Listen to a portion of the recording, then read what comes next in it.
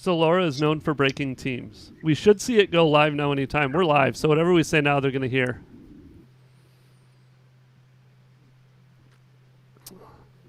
So you're live to the nation. Do not swear. Yes, be good with what you say. And hopefully everybody can hear us. There we go. I see it on the collab. Hi, everybody. There's always that delay, so it's a little weird. So should we start with introductions?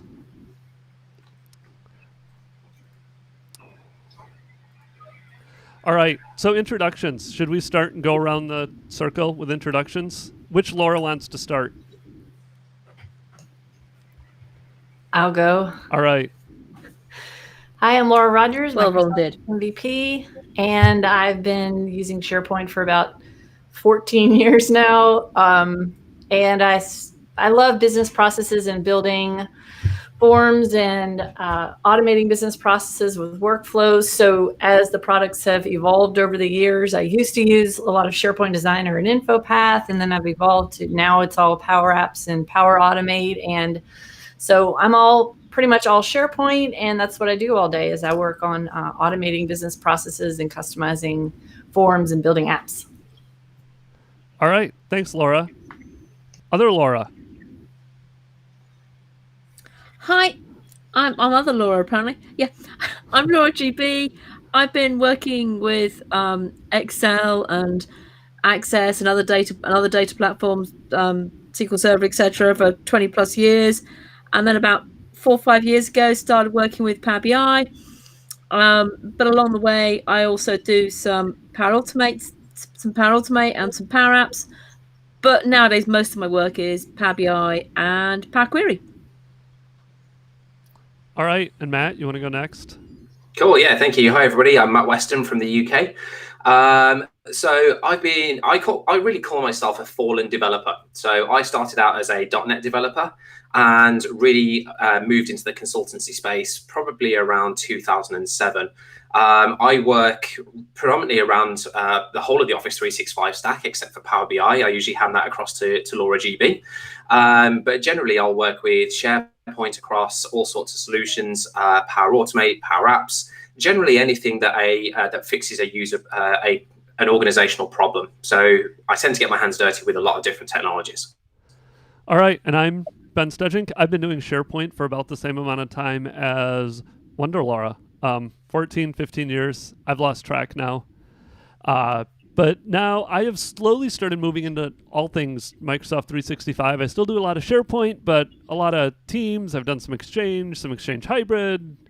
I've done a little bit in the Power Platform space, but I try to hand some of those off to Matt. And that is about it. So we're going to start going through questions. We ran into a problem last time of we had way too many questions and not enough time to answer them. So we will get through as many questions as we can in the next 55 minutes or so. And we'll try to kind of take them based on where we are. We're all consultants, so we all have opinions about everything too. So we may even jump in and jump on top of each other at times. So first question we have from Patrick, and his question was, can you explain the best practices for managing users' requests for access to your SharePoint tenant by outside users? So external domains, guest access, those types of users. And we saw this one ahead of time, and everybody said I was supposed to answer it. I think this one varies for everybody. Obviously, there's a bunch of different ways you can add guest users in. You can invite them right into SharePoint. You can go into Azure AD and add guest users there and then add them to the different resources. Managing users and requests, it depends on if you want to open it up to everybody. So they can invite them into SharePoint environments. One thing you can do, especially with SharePoint, is you can limit which sites you allow guest users in. So you don't inadvertently invite them into a site that you shouldn't have a guest user in. You could route these requests, create something like a form, route these requests to your admins and have them add the guest users that way. So I don't know that there's necessarily a best practice for managing them. It's more just being aware of the different ways that they could get added. you may have to go in and remove them, delete them from Azure AD, but one thing to be aware of is that they are all managed in Azure AD at the end of the day. So you'll be able to see them all, manage them, remove them, see what's going on with Azure AD is that primary place where you'd manage them. I don't know. Anybody else have any thoughts on managing external users? Yeah, the only other thing I can add in there is obviously you've got the concept of white and black lists. So it all comes down to your own processes within your organization. So you can add and remove different domains to those lists to ensure that you're only inviting people in from the areas that you trust. So when I tend to talk about governance and about the external access, then I generally talk about those areas as well. Yeah, and you do have, like, you can add trusted domains. I forgot about that. You can add domains that you whitelist and blacklist too, and do things like allowing people to only accept invites from the email that a sharing invite got sent to. There's a lot of different things there, but just be aware of all those different sharing options. So another one from Darcy. Darcy works for a nonprofit organization and wonders if she can create a Microsoft 365 login for my team members so they can use Teams, or do they need to create their own login? Who wants that one? I mean, it sounds like she's asking about using a shared login for everybody on her team. Yeah, I was just rereading that question again, and that's what it seems like to me. So obviously, if you've got that shared login, then you've got no concept of who's replying. You can't get notifications to the relevant people. So there's a number of issues with that. So I can create Microsoft 365. Yeah, you can do it. I think I'm the same way. Like, you really want everybody to have their own login for auditing, for security, for just being able to know who's doing what. But the option as well is that you don't necessarily have to have everyone with a Microsoft with a login in that tenancy. You can actually invite those, as long as they've got a Microsoft account, you can invite those people in as guests. Yeah, and if there's meetings, I mean, you don't even need a Teams account necessarily to join meetings either. So, Darcy, if you have a little bit more context around what they would use that account for, can you post that wherever you posted the question, and we'll try to catch that and fill in the details. Laura, the next one. Do you want to take the next one? Well, working with Power Apps. This is from Achilles. I'm going to try not to get anybody's name wrong. They are using SharePoint. How do you easily work with branding of your forms? Can you create a template type of thing that will allow you to have a kind of a standard branding across your site and your Power Apps? Easily, there isn't a way. Is that a good answer? Uh-oh, we lost Laura. We lost Laura GB. Oh, she'll probably be back. So yeah, there isn't an easy way. There's just, there are a few different kind of approaches you could take. One would be, so there's the ability to create components.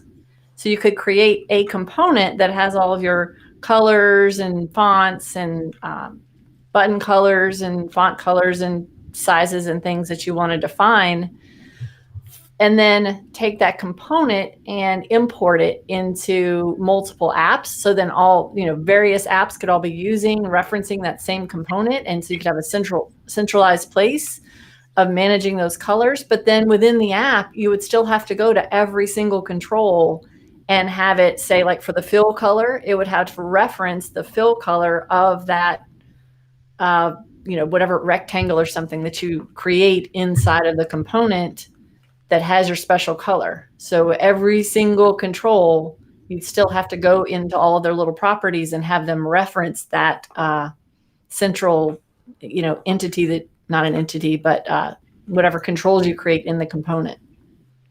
So no, not easy. All right. Yes, I agree. From what I've done with Power Apps, I'm with you, Laura. So Robert asked, why can't I move a chat to another channel? Matt, why cannot Robert move a chat to another channel? We came up with an answer for this beforehand. Yeah, unfortunately, I'm going to have to go with a simple answer like what Laura gave just. It's purely because Microsoft won't let us. It's effectively the best that we can do is copy, delete, and then paste it into a new channel. And that's assuming your admins let you delete. Yeah. But yeah, copy, paste. All right, Neil. How can we improve the GIFs in Teams? The default Microsoft ones are somewhat weak compared to more robust offerings in Slack. We should go with the Microsoft one here. You can't. You get what Microsoft gives you. I suppose if you wanted to go search for GIFs somewhere else and like copy and paste a link in theory that might work, but you get what you get. You know what could be possible though? It could be that your admin has it set to different policies. So Microsoft in Teams does give you the ability to set it to strict. Is it strict, moderate, or I don't know what the most open is. But admins do have the ability to set certain levels on your on what GIFs are allowed. So it could be that your admins have set you to strict because they don't trust the rest of your team to keep GIFs appropriate. Matt, here's a good one for you from Rajesh. My query regarding traditional workflow migrations. Power Automate flows expire rather than time out in 30 days. SharePoint Designer workflows have turnaround time more than that. How to deal with this scenario during converting SharePoint Designer workflows to Power Automate? Personally, when I've had this type of scenario, I've had to basically rethink my approach to the workflow slightly. So rather than thinking about it in terms of what I can do in SharePoint Designer, thinking about what the equivalent is in when I create it as a flow. So knowing that that's a limitation of flow, so that it's going to time out after 30 days, I need to consider how I can potentially break that down into maybe processes that don't last for 30 days. Wonder Laura, you've obviously done a lot around this as well. Have you done much in this area? Well, I've always, even with SharePoint Designer workflows, I've always tried to make it a habit of not creating flows that are going to be sitting there running in process waiting for something. That's why I always hated that task process designer and just built in tasks and flows, because they're just sitting there waiting and there's so many problems with it. So just as a habit, I've always made my workflows and flows just, they get triggered, they run, and then they're finished. You edit something, they're finished. So that's one thing, is just kind of move to that concept of building the logic in your flow. So maybe it gets triggered when an item gets created or changed, but you don't ever have anything that's making it wait for something. So I did a whole session for, there was a Power Automate virtual conference a couple weeks ago, and I did a whole session about how you can create your approvals so that the approval, when you run the approval, you just kick it off. You don't make it wait for anything. And then you just go create an item in just a list somewhere in SharePoint that tells it the approval ID. And then when that gets created, that approval ID is what's waiting for that item. So then you basically have a SharePoint list, at least, that you've got all the information about your approvals, so that you don't have all these approvals just kind of floating around and you don't know what they are or where they are, or who they're waiting for. So you could just not use approvals, because those are the main things that make you wait for stuff, right? And generally, that's the pattern that I use. I'll tend to have some sort of queue mechanism there. So I pile things into a queue, and I regularly check to see if they're completed. So yeah, that's generally how we'd get around that 30-day scenario. Yeah, just create a SharePoint list and have your flow write to it all the time for different stuff. And that way it's like your own little log, and it's not going to go anywhere. All right, let's get Laura GB involved. Power BI. Can we use any database? Can we use any database for the data, or can it be Excel? So what are your options for Power BI in terms of data sources, Laura GB, when you start building Power BI stuff? Okay, data sources is a huge list. The things that you can connect to, because the common ones, SQL Server, MySQL, etc. Those ones are straight out of the box. There are some additional ones on there that you can't get to straight, so you use OData. You can go and fetch data off the web. I do quite a lot of that. So yeah, the range is huge. Yes, you can find ones that you can't get to easily. Old versions of SAP is my current problem. But there are ways of getting data out and getting it there. So yep. Yes, you can quite often get there as long as you've got access. In Excel, are there restrictions around where Excel has to be stored if you want to use Excel as a data source? Or can that be like SharePoint sites, file systems? If you want to be able to have the Power BI service do the refresh, you need to connect to that Excel file in a particular way. Guy in a Cube does a really good video about it. You need to connect up to it so that you're using the online version, not your local version. So you need to get the path to it. But so it's better if it's online.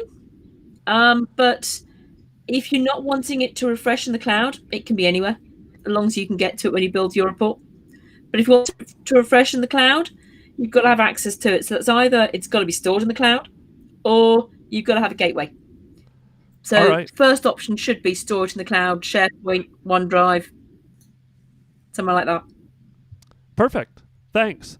All right, so another one around flows in Power Automate from David. When triggering a flow in Power Automate, is there a way to run the flow as the user that created the SharePoint list item rather than the user that created the original flow? So let me reread that. So if I'm testing, I can't run it as somebody else. That's the unfortunate thing. We can't impersonate users. If we are using an automatic trigger, then generally all actions will run in the context of the user who created the flow. So it's always worthwhile considering that when you're building your flows, because if you start sending emails as a result of an automatic trigger, they're all going to come from you.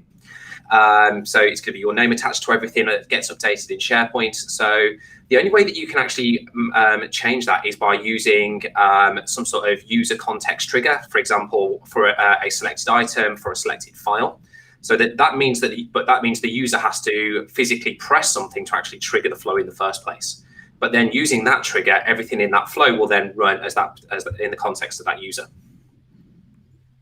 Yeah, and that's that run only users setting in those manually triggered flows, right? Yeah, that only exists in manually triggered flows, right? That's not in any of the other types of flows. Yeah, that's only on the manually triggered ones. But you've got the option of, as Laura correctly pointed out, you've got the option of either making it run in the context of that user, or you can actually change it so that it runs in the context of the person who created it. So if you're using a service account, then it will run in the context of that service account instead. But that's only available on the instant triggers.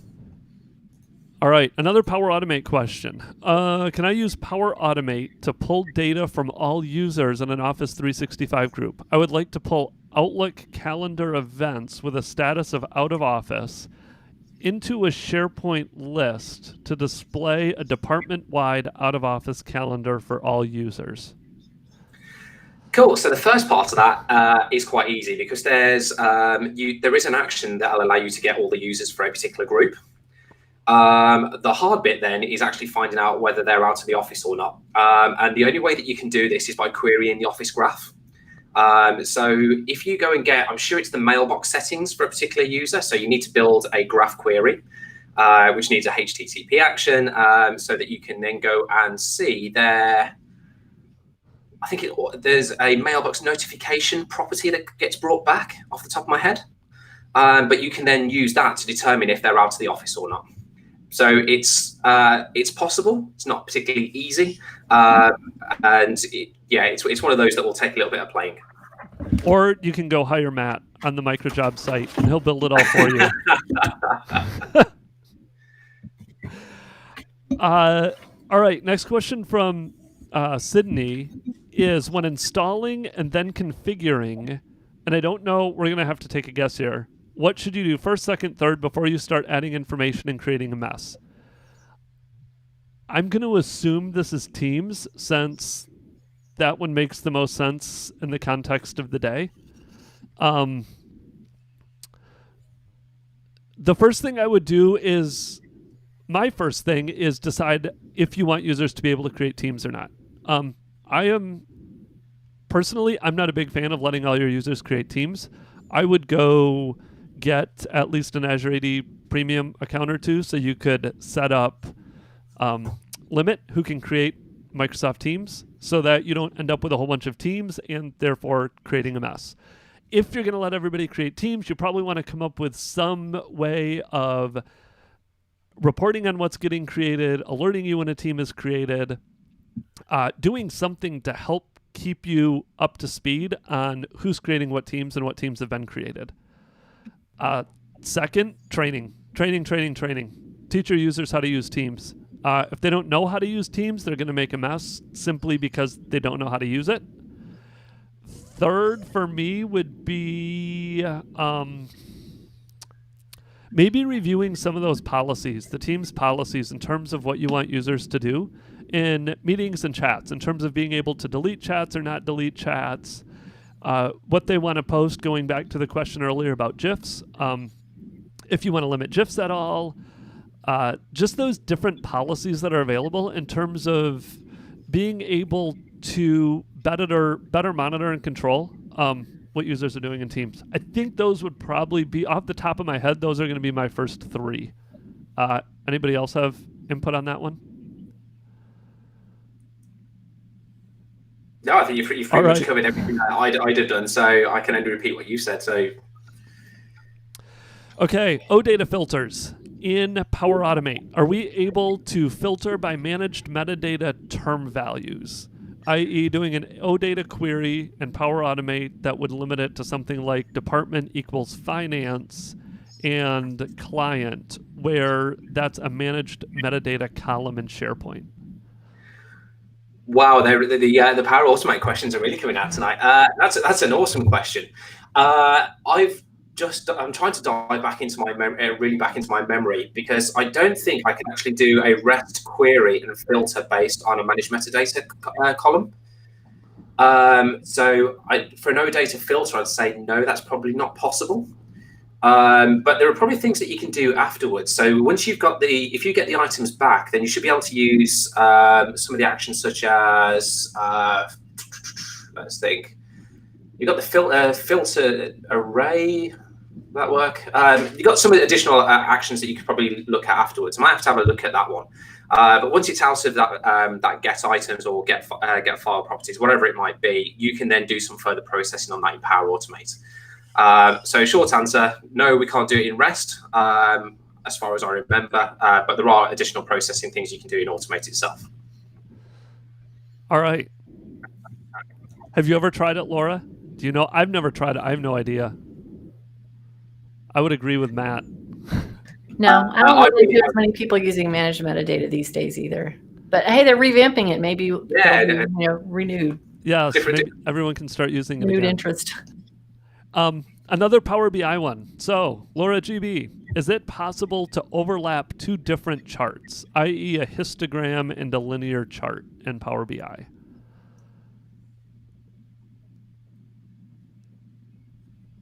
Uh-oh, did we lose Laura again? Yes. Okay. Do you really want to?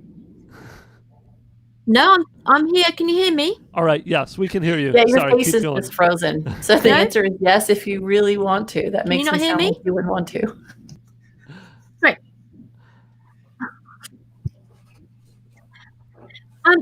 So yes, you can overlay two charts. But if you're looking to have a chart that's a combined line and column chart, there's actually a visual that does that. And there are some custom visuals that do some really good combined charts. I have overlaid two charts on top of each other for a particular effect, but it was hard work. And I'm very fiddly, and I wouldn't do it again. So I would have a look at the visuals that are there. There is a column chart with a line chart combined. Perfect. Now you've all frozen, so I'm worried that I've disconnected. All right. We still hear you, so we're just going to keep going. Does that answer the question? Yep, I think we're all set. So with Microsoft Teams, can you easily create a distribution list with Outlook? I think I know what you're asking, Otis. A Microsoft team is kind of layered on top of an Office 365 group, and you do have the option to set that Office 365 group so it can be discoverable in Outlook and it can be part of your address book, and then set that up so that every time an email is sent to that Office 365 group, email the group or the group email address, it automatically gets delivered to everybody that's in the group. So if you create a team, make sure that Office 365 group is set up to send messages to everybody that's a part of it and that it can be discoverable in your address book. Yes, a Microsoft team could also be a distribution list from within Outlook. Next ones. Can you load an Active Directory group to a team channel? From Cliff. No. We could expand on that one. I mean, it's a yes/no question. We answered it, right? No, you can't. So it depends on the Active Directory group. It ties into the last one a little bit. A distribution group in Azure, well, and this says Active Directory. I don't know if it's Azure Active Directory. If you have a distribution group that is up in Azure Active Directory, you can convert it to an Office 365 group, and from an Office 365 group, promote it to a Microsoft Teams. Channels don't have that separate security. Everybody that's part of the team has access to the channel. So you can't really promote it to a team channel. However, if it's a distribution group, or if you can get it to a distribution group, you could get it to a Teams team. Keep going. Power Automate. Is there a way to pull a person's security groups from AD in Power Automate? From Dana. Yeah, great question. So in Power Automate, you've got the Azure AD connector. And in that connector, there's an action called Get Groups for User. So all you need to do is provide it the UPN of the user who you want to return the groups for, and it will go and find all the groups that they're a member of. Just keep in mind that whoever's running the flow, though, you have to have permissions to be able to get to AD. You can't just, anybody can't just trigger that and be able to get to that connector.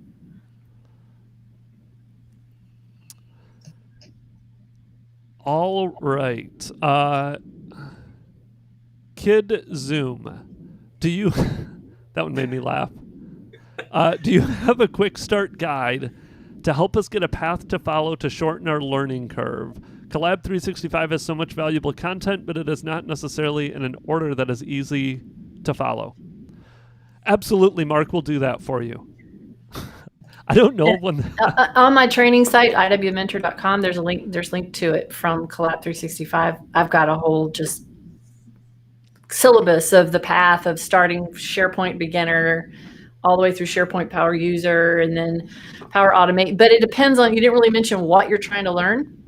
So it depends on what exactly you mean by a path. I mean, everybody's got kind of a different like basics and path that they have in mind as far as what you already know.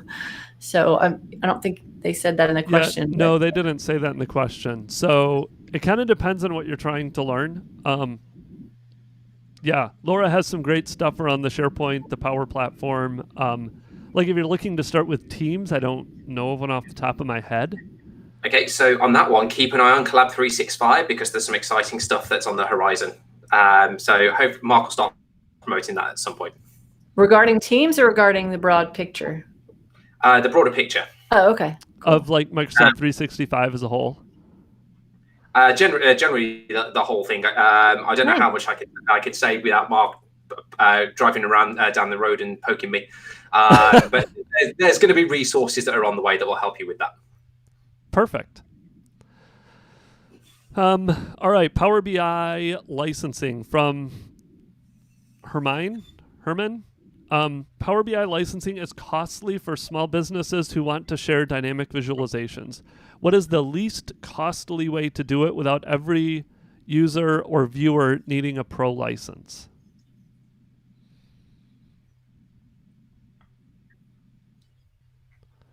It depends how many users you're looking at, and it depends on what and how they're wanting to share the reports.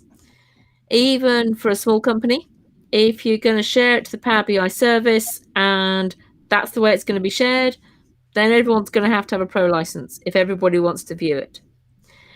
But in a couple of small organizations I've worked with, the reports they want to share with everybody, well, they've got up on big screens. So they've got a big screen up, and that's using a functional account. And that has the pro license, and the guy that publishes has the pro license. So there's one. Everybody in your business creating reports, it's not that expensive. But there's also what were you going to say, Matt? As well, which has been explored by. I'm going to give a shout out to an old colleague of mine, John Lunn, found at JL SQL. He came up with a way of licensing it using Power BI embedded, which actually has a slightly different model. You need to build the surveying application for that. But it does give you a slightly cheaper option to Power BI. So go and look up John Lunn, find his blog, and that'll tell you all about that. Doesn't Power BI embedded, though, require a premium SKU? Off the top of my head, I don't know. It's been a while since I've read John's blog. All of that is in there, though, because he really goes into depth about the whole licensing around it. All right. Perfect. So go check that out. This one ties into an earlier one. Oh, sorry. 500 or more people. That's right, come. Premium makes sense. As soon as you get to organizations that are about 500 or a bit bigger, then premium starts to make sense. And yeah, the premium bill looks scary, but actually it's when you got 1,000 people, it really makes sense. Back to you, Ben. Yep, and that's what I have. I have some clients too that are using premium because they're got up to that size. SharePoint from John. So much of this was based on SharePoint. Where does one start learning SharePoint? Go look at Wonderlaura's site. iwmentor.com. I've got a free beginner basics course you can take.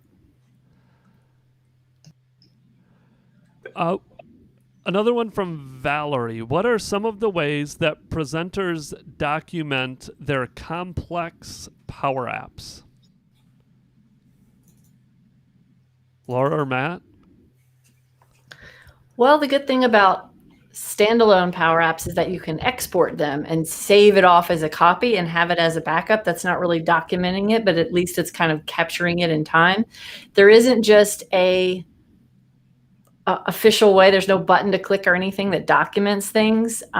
It depends on the complexity. I mean, you might want to go as far as inside of the Power App. Whenever you have long, complex formulas, be sure and use the commenting, the little slashes, to make comments in throughout the formulas so that you're explaining what all the formulas do.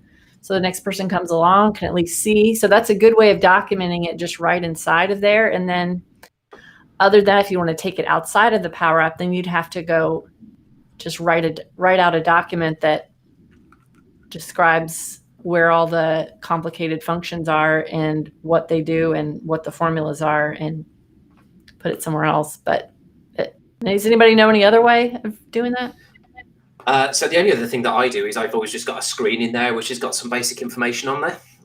It's not a screen that's available through the user interface when it's being run, but if I go and open it in the editor, then I can go and read at least some contextual information about it.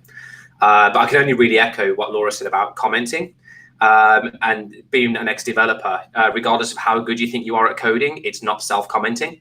It's always going to be read slightly different by somebody else. So please do put your comments in there to help anybody else that's going in later on. Or even yourself, if you come back a year later and you're like, what was I thinking? What was I doing? What is this? You ruined my answer. My answer is going to be my Power Apps are all self-documenting.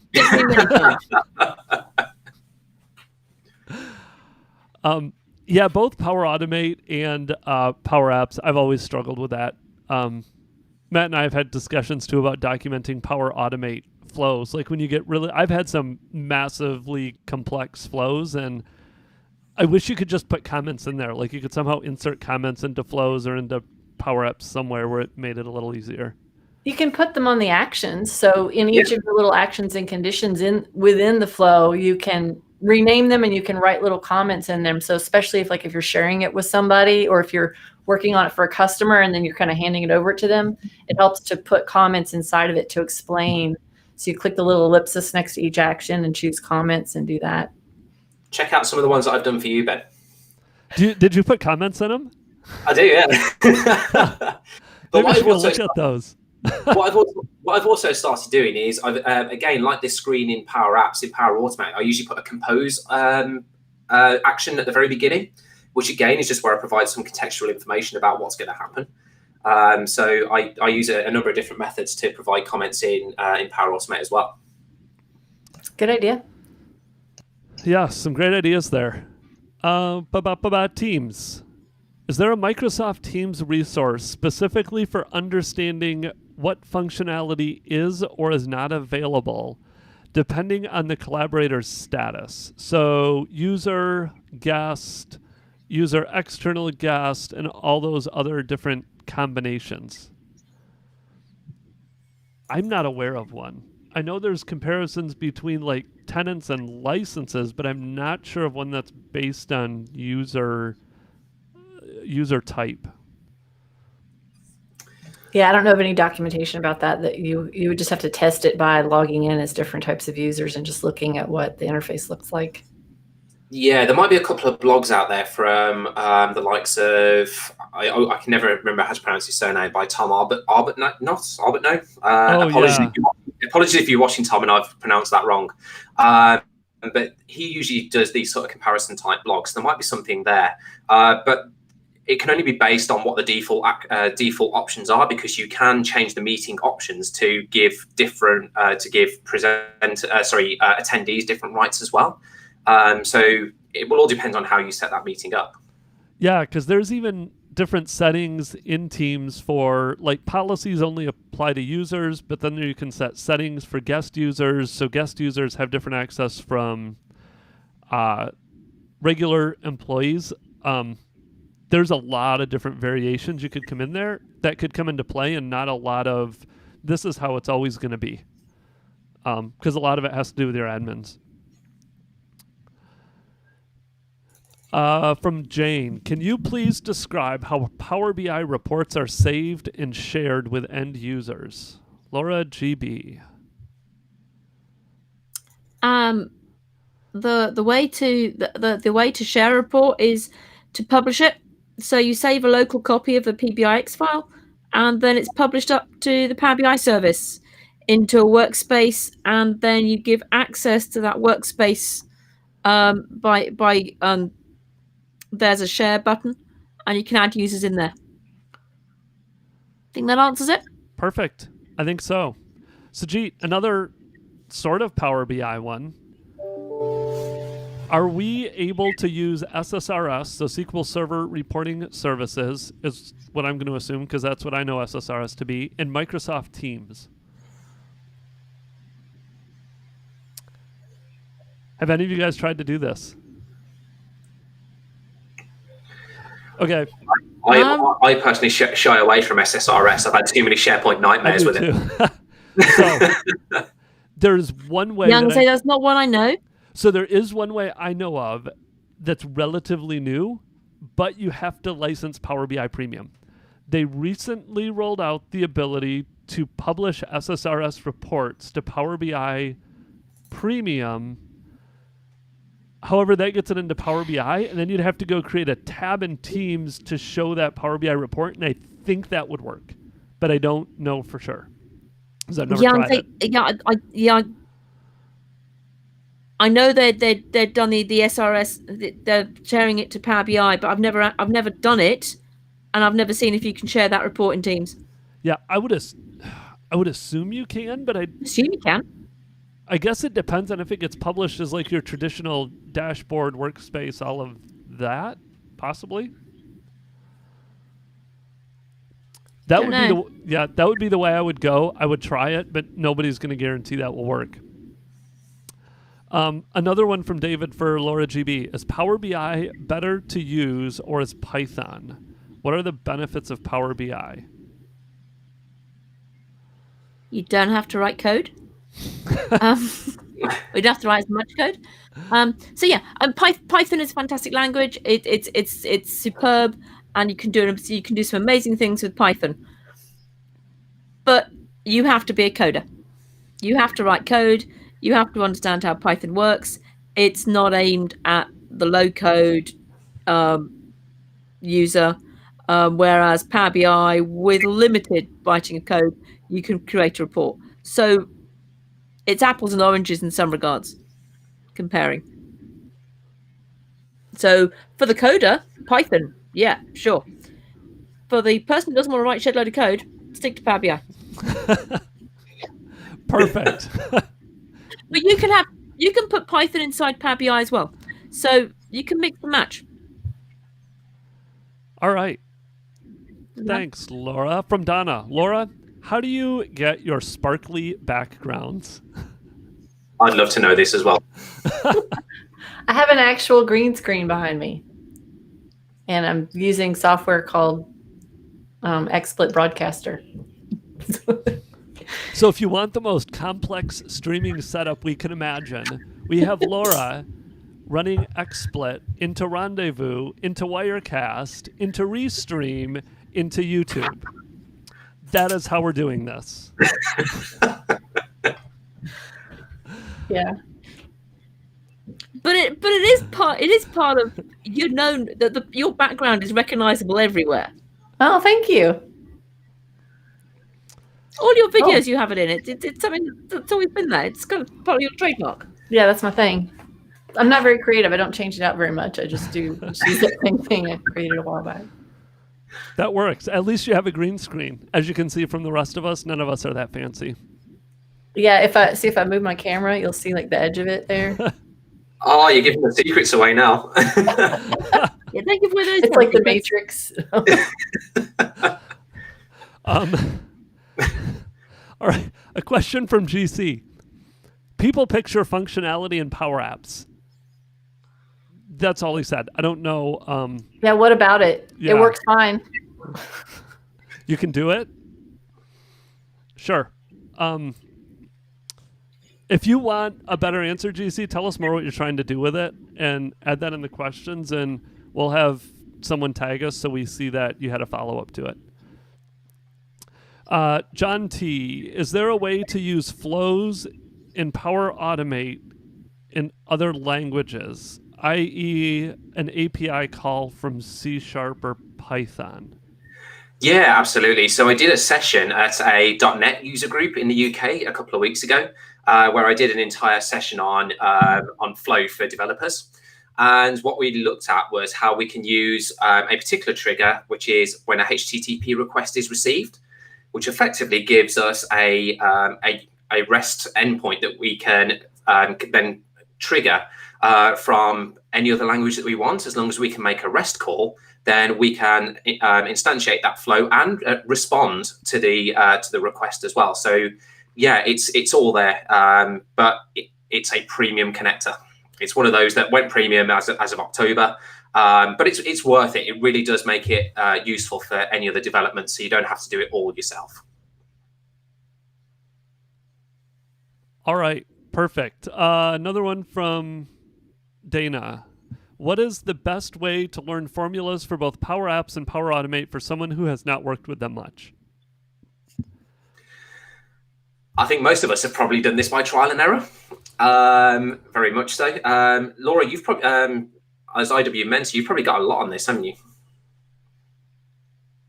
Yep, absolutely. When you go to my site and you click courses at the top, I've got them lumped into SharePoint Beginner, SharePoint Power User. I've got hours and hours. So SharePoint Beginner is like an hour or two. Power User is like 7 or 8 hours. And then I've got like 12 hours of advanced Power Apps and 8 hours of advanced Power Automate. So it takes you through them all in order. But there was also, and I love that Mark Jones isn't part of this because I can keep giving him jobs to do and he can't reply. For the original Flow and Power Apps conferences that we did, was that last year or was it the year before? He actually created some cheat sheets, which actually gave you a number of the common types of expressions that you could potentially write in Power Automate and some of the ones in Power Apps as well. So hopefully Mark's still got those. And again, he's not going to come and kick me. But we can try and get those republished because they will be a good card to have printed out next to you. All right, perfect. So GC had a follow-up to that, Laura. He said he tried a Power App, or she, I don't know. GC tried a Power App and had to code to make the people picker work, unlike customizing a SharePoint list form. So it sounds like people picker in a blank Canvas app versus customizing a SharePoint form. Yeah, you need to use the form control. So in a standalone Power App, you still need to add the form control and then connect the form control to whatever your SharePoint list is, and then all the controls just work. Yeah, it is a whole different story if you just randomly plop a people picker in a Power App without any data source behind it. But yeah, in the form control, it just works. Yeah.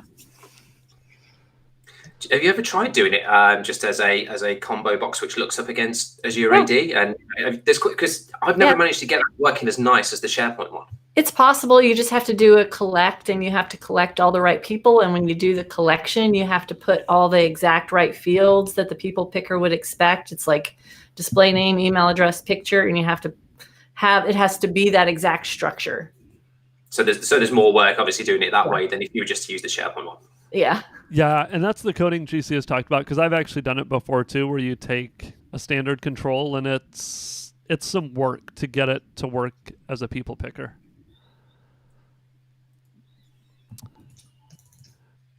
I lost my spot in the questions.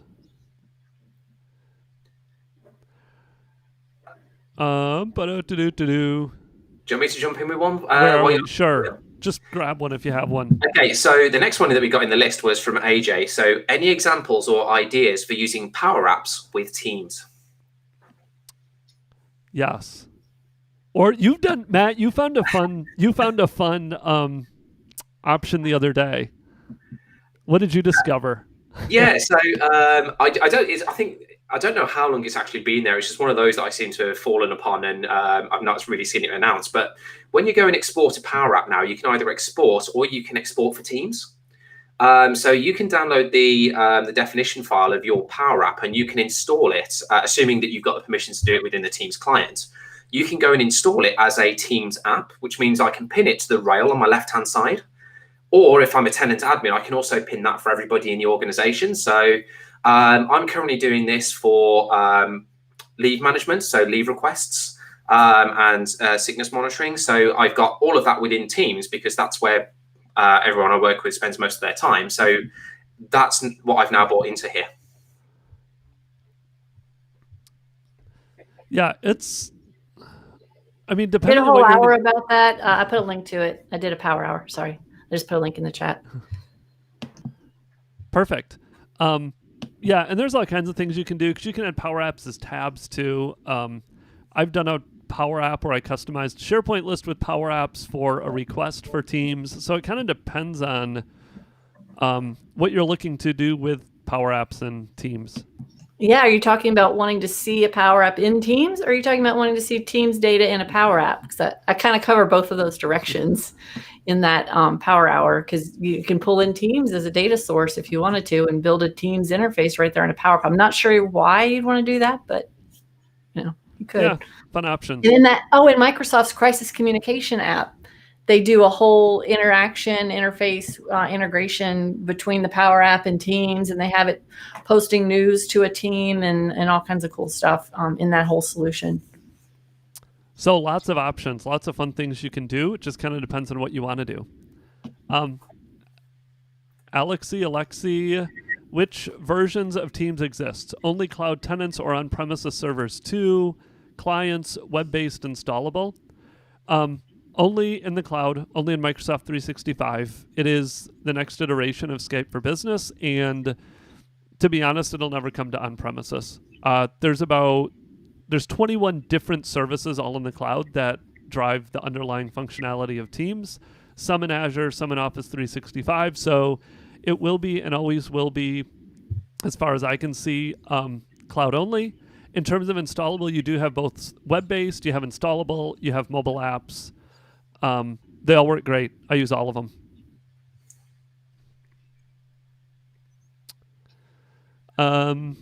One from Vanessa for you, Laura GB. Can Power BI be integrated into Power Apps for both web and mobile applications? I think for Laura GB. Yes, you can put. I'm pretty certain Laura Rogers has done putting Power BI inside Power Apps and Power Apps inside Power BI. I think you've done some videos on that, haven't you, Laura? No, I don't. Well, kind of. Yeah, you're right. I did a Power Hour about that probably a month or two ago. About the concept was charts. Yeah, you did. Power Apps. Yeah, and I kind of talked about like the built-in charts inside of Power Apps, but then how you could put Power BI chart in a Power App. But I've never done a Power App in a Power BI. Have you done that? You can get like Inception going with the Power App inside the Power BI chart and so forth. Yeah, you can. you can put you can do Russian dolls. No, you can put so we've got Power Apps inside some Power BI reports that are, you can enter in data and press the right buttons and it refreshes the report with the data you just added. So yeah, you can embed them inside each other. Some of the time it's not the friendliest thing in the world, but it's doable. All right. There are a variety of videos out there that will help you do it. Laura, I'm assuming this is Wonder Laura. Power Apps, I'm interested in relative positioning. I'm using it on a desktop screen and I'm looking to use all the real estate I can. It sounds like they want to make it responsive. You can go to any one control and you can go to, say, the x-axis, and you could say, just put the name of the other control, .x, and then the second control will have the same x-axis, x location as the first one. So, and that you can apply that concept to x-axes, y-axes, size, location. You could always use parent.width if you want something to always just be the width of the whole thing. You can do percentage, like you could have something be parent width divided by 2 if you want it to always be half. So yeah, it's a lot of work, but you can go through your whole app and make everything just relative to other things and relative to the parent size and percentages and things like that if you wanted to. That was going to be my next question. How much work and how easy is it to do that without getting massively confused? It's a ton of work. Because the only way to test it is then you have to publish it. Because when you preview it, it always just looks exactly the same. It can't vary. So you have to publish it and then try it, and you're opening your browser and change the browser size and then kind of see which pieces you missed and then go back in there. Yeah, I've never tried it. I've looked at it, like somebody asked, can you make this responsive? I'm like, yeah, but I don't want to. I've done a video on doing a responsive app because I needed to for one client. But yeah, it's a shed load of work and it takes a lot of planning. But then it's exactly the same as doing web responsive. That's the same kind of thing. All right. 0365 was their user. Someone was being funny with their username. Here's my question. With the Files tab in Microsoft Teams, for all of a Teams channels existing within the same document library, so all the folders and shared documents, have you ever come across a solution to allow us to leverage channel-specific metadata columns without requiring the use of a different library altogether, since then we have been instructed users to ignore files altogether? There is a solution to this. It still requires some work. So you'd have to add your manage metadata columns, get all your metadata in there. And within a SharePoint library, you can do default metadata at the folder level. So once the channel gets created, you could go set up folder defaults for all those channels to default a metadata column to a certain term based on the folder. So it would automatically apply that metadata based on the folder the library got dropped into. And then if you want to get really fancy, you can go turn off your folder view and hide all the folders and show all the items in that document library and show the metadata column, and it will look like all your files are in the same folder with the appropriate metadata attached. Or the alternative is what the rest of us are doing, which is waiting for Microsoft to roll out that closer integration between the document library and Teams. I pretty much, I used to tout the whole metadata only thing, and I've pretty much at this point given up on it because users are not doing it, and they create folders no matter what you do and what you tell them. They keep creating folders. And Microsoft undermines it all by creating folders for channels. Yes. I will admit, I have one client that I have that is not using folders. I have had a single client over the last 14 years that has successfully done only metadata. Congratulations. And they're using Teams? They are using Teams. And they're about 8,000 employees. It is a big organization. That's awesome. It's impressive. I can't take credit for it. A lot of it was driven internally. Like, it was a very big push and a lot of fighting from certain people internally to push that through and make sure everybody did it.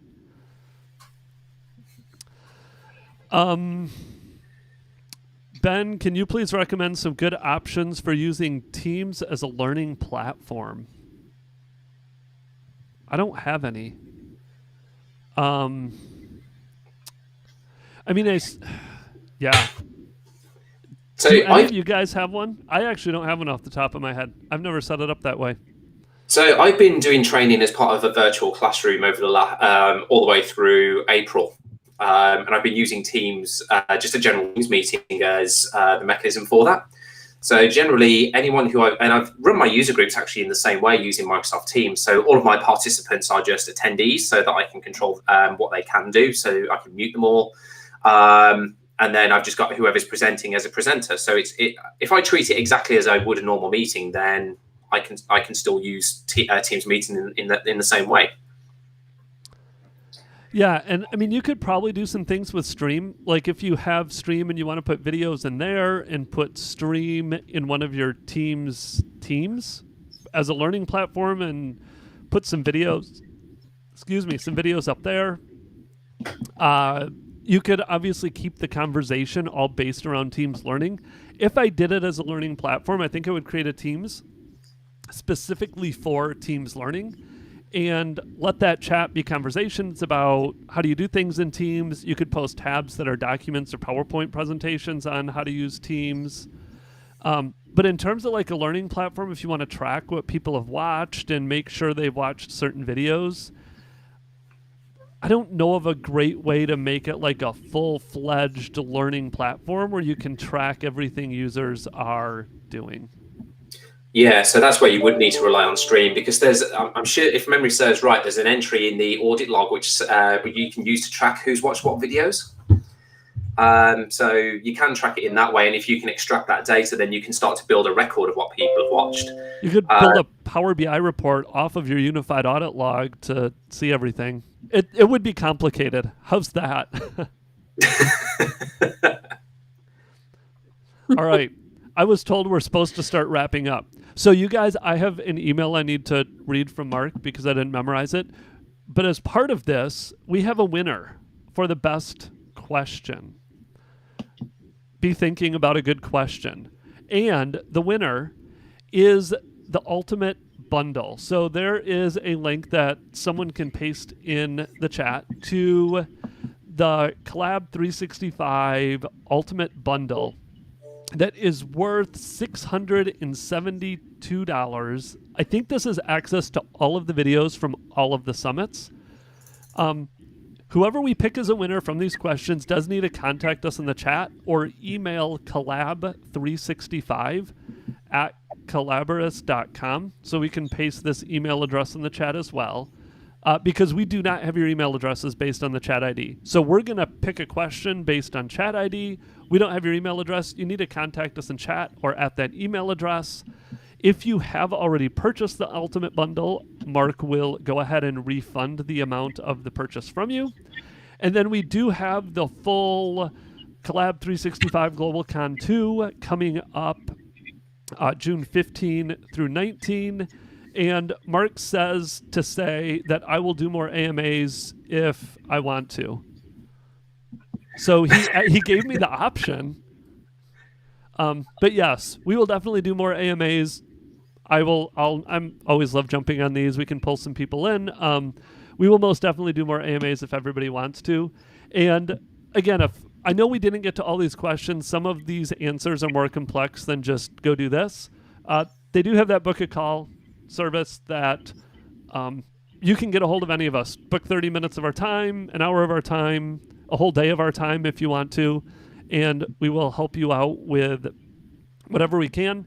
All of our Twitter handles are on the screen. I know there's a ton of questions here. If we didn't get to them, I'm sure all of us, you can ping us on Twitter. We'll answer if we can. There were a lot of questions we didn't get through. But yeah, any thoughts on a good question or a winner? Oh, by the way, I did answer a couple of them just in the chat. Like I sent links to people to answers to a couple of their questions just as we went. All right. Winners. Winners. What about? See, we can't discuss it too much because they're going to hear us all discussing it. What about the one where they said? The one where they said they wanted to create a flow that goes and gets everybody's out of office information and put it in a list that will display everybody that's out of office. That's pretty genius. That's pretty cool. That's exactly the one that I've got highlighted on my screen at the moment. Oh, really? So, yeah. All right. Perfect. Let's go with that one. Does one of you guys have the username for that so we can make sure we call out the right person? I'm looking through it to find it. It's Mike Zopper. All right. Mike, reach out via the email address or in chat so Mark can get in touch with you. Let him know your email address. Other than that, thanks for jumping in. Thanks, everybody. Laura, Matt. And hopefully we'll see you at another AMA. All right.